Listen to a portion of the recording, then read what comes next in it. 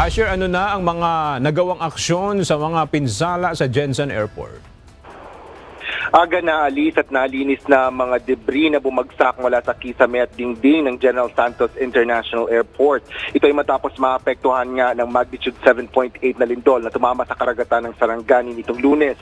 Agad na isinagawa ang clearing operations kasunod ng inspeksyon ni Transportation Secretary Giovanni Banoy Lopez sa paliparan kahapon. Ayon sa kalihim, ipinagutos niya ang agarang paglilinis at pagsasaayos ng mga apektadong bahagi ng airport upang maibalik ang maayos na kondisyon nito. Bahagian niya ito ng direktiba ni Pangulong Ferdinand Marcos Jr. na pabilisin ang rehabilitasyon ng mga infrastrukturang naapektuhan ng lindol. Layo ng pamahalaan na matiyak na ligtas ang mga pasilidad bago ito muling gamitin ng publiko. Sa kasalukuyan, ginagamit ang paliparan para sa government, military at humanitarian flights na nagsasagawa ng relief operations sa lugar. Sinabi din ni Lopez na mahalaga na hindi maantala ang pagdating ng tulong sa mga apektadong komunidad.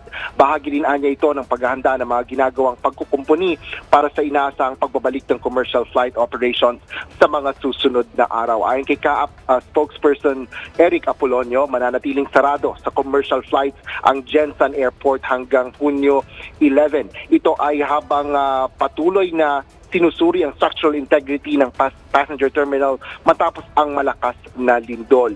Tinutukoy pa na rin ng mga otoridad ang mga posibleng pansamantalang pasilidad upang mabilis na ibalik ang serbisyo sa mga pasahero. Sinabi ng CAAP na posibleng maibalik ang commercial operations sa loob ng isang linggo.